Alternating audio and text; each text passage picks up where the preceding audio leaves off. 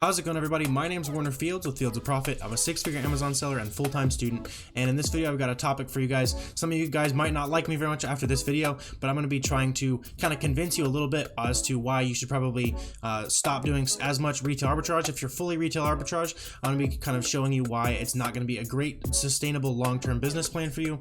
Kind of give you some pointers as to why you might want to think about branching out into something that's a little more scalable, for instance. But before we do that, if you want to go ahead and check out our completely free Amazon seller Discord, that's going to be linked down below. There's tons of free information in there. I think there's over 7,500 members in there at this point, so I'd love to see you in there. But let's go ahead and jump into the video.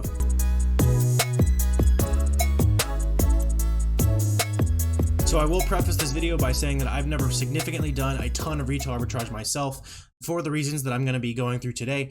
Just kind of my business standpoint on why I don't do retail arbitrage. If you disagree with me and you think you've got a counterpoint for me, then feel free to drop those down below. I'm happy to have conversations with you guys.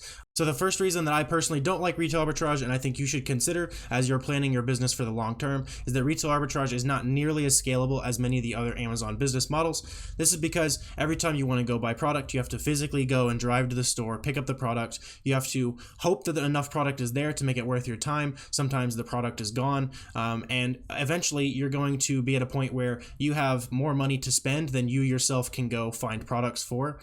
So it's just generally not the most scalable Amazon business model because of that all the time that you're having to invest. That said, if you are just getting started out and you don't have a ton of money, but you do have a ton of time to invest in your business, retail arbitrage, used books, those can all be great business models. But long term, that's a major reason why you should probably consider phasing out retail arbitrage, is because in the long term, if you want to go and grow into a much larger retail arbitrage operation, it would require hiring like American employees, that kind of stuff, instead of hiring, say, VAs. If you're doing online arbitrage or wholesale, it's a lot easier to hire those employees for those business models. You can hire better help for even cheaper with those models because you can hire overseas.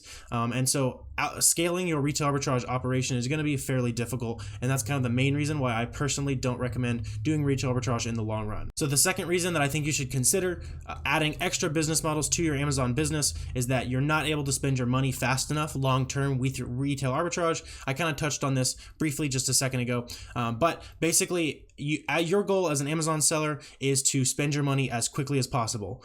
Your entire inventory budget should be spent every month, because we pretty much have a guaranteed asset that we can grow that money that we invest by 30, 40, 50, 60% every month. And so if you're letting money sit around, you're wasting those returns that you could be taking those returns, investing into more product over and over and over again. So it's really costing you a ton of money if you have money sitting in the bank that you could be spending on inventory.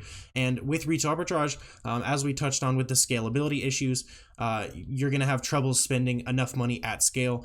Personally, I try to spend at least $1,000. My goal is to spend $2,000 every single day. That would be nearly impossible with retail arbitrage. And so that's one major reason why I think that retail arbitrage is just not going to work for you in the long term. It's going to be super, super difficult to spend those kinds of dollar amounts. If you want me to go ahead and break that down, so the reason that I spend at least $1,000 a day is that in my business, my cost of goods sold is half of my revenue. So this is a better way, in my opinion, of kind of breaking down your sales goals in the future. So if I want to sell $60,000 next month, I have to spend $1,000 every day so that that money can essentially be doubled in terms of my revenue, and then I'll take my 20 or so % profit margin. But so it's kind of easier to think about your long-term sales goals in terms of breaking down that spend goal. So if you're not able to meet the spend goal of, say you want to have a $100,000 a month Amazon business, if you're not able to spend $50,000 a month with retail arbitrage, which I think would be very difficult to do so, then it's time to really implement other business models like online arbitrage, like wholesale. If you want to go ahead and check out, maybe you're completely retail arbitrage right now. If you want to check out kind of a beginner's tutorial on online arbitrage, there's going to be one up here. But that spending your capital is really the number one way to grow your Amazon business, and with retail arbitrage, it's just going to be super difficult to do that.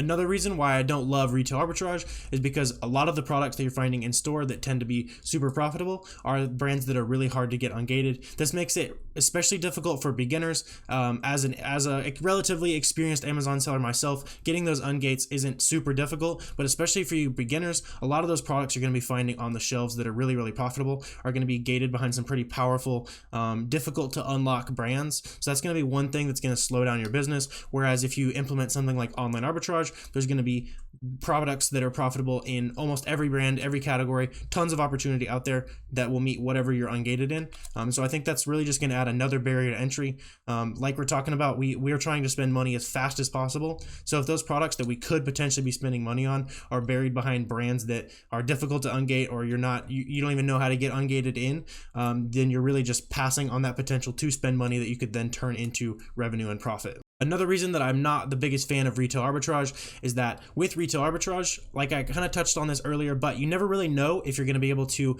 get everything that you're supposed to be going into the store for. So for example, if you're using Brickseek or something like that, it could say that there's 10 left in stock. You get there and they're gone. They were bought an hour ago, and Brickseek says they're still there.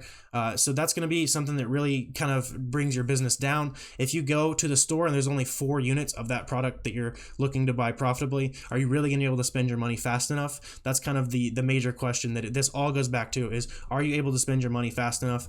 And in the case of retail arbitrage, even if you find a good product at normal retail price, so more of a replenishable, there's going to be like 10 to 20 of them on the shelf, versus with an online arbitrage business model, you could order 100 or 200, especially from a store like Walmart, where you go to Walmart, you find a lotion or something that you buy in for 10, flips on Amazon for 20, you could buy it over and over again. But at the store, you're limited to whatever they have on the shelf, whereas if you were buying it online, you could be sitting at home watching TV, hanging out with your kids, or whatever you need to do, and ordering 100 units, 200 units, whatever would sell within a month, and then you're not having to go store to store to store to chase down enough units to meet your stock quantities, make sure you're staying in stock on that item. That's a major reason why I think online arbitrage and wholesale has a major leg up on retail arbitrage in that regard. It's just going to be difficult to buy enough units that make sense for you. Another reason why I think retail arbitrage is not the greatest way to fully grow a business on Amazon is that it's going to be difficult to there's a very steep learning curve on properly doing retail arbitrage. Most of the people I know who do retail arbitrage have been doing it for years. They're very good at so you find your Brickseek item, you know what you're going into the store for, you find nothing else, but then you've got 10 other products on the shelf here, you've got one in the clearance aisle, you've got this one over here in toys. So there's just a lot of products to look through, so you really have to have a keen eye, know what you're looking for. You have to be very well researched to do that super well in retail arbitrage. It's not kind of the glamour that a lot of YouTube and TikTok and stuff likes to show off, where you just walk into the shelves and scan Walmart clearance and there's just profit sitting on the shelves.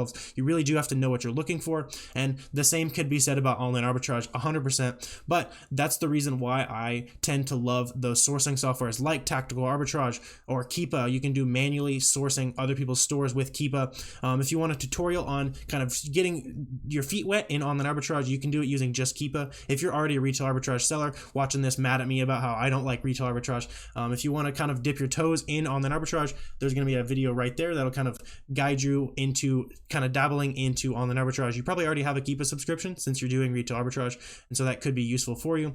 I think it's a great way to kind of get your feet wet with online arbitrage, and it's going to kind of give you tools that help you source, whereas with retail arbitrage, you're just kind of going in blind. You maybe have a list of products that you're looking for, but maybe none of those are in stock. You go in the store and walk out. You've wasted 30 minutes. I think that is a big waste of time, especially as you're scaling your business. You want to be saving as much time as possible. You want to be spending money to save time. That's the key to scaling your business. So on the long term, if you're going in for the chance of finding profitable products, I don't see how you build a super sustainable long-term business out of that. Not that you can't make a ton of money doing that, but if you really want to take this to the next level, eventually you're going to have to figure out ways to save as much time as possible, and going into Walmart and Target is just simply not the way to save that time. You want to be spending that money way faster than you could if you're walking in filling up carts at a time. You want to be shipping pallets at a time, or 10 to 15 boxes at a time to your home, instead of filling up a cart, putting it in your car, taking it home, all that kind of stuff. It's just way too much time labor. So if you're still doing retail arbitrage yourself, don't take this video as me attacking you. I'm just trying to kind of offer you a different perspective on helping you grow your business long term, as far as saving that time like we talked about. I really think you need to be prioritizing your time in your business, and if you're doing 100% retail arbitrage, you should probably be considering growing into something that's going to help you save that time. If you found these tips useful, or if you have any questions for me, feel free to drop those down below. If I've helped out your business in this video, feel free to drop me a subscription. Maybe make this a fair trade. If I've helped out yours, then help me out by hitting that subscribe button. And as always, hit the like if you enjoyed. All that good stuff helps me out with the algorithm. But I really appreciate you guys watching, and I will see you next time.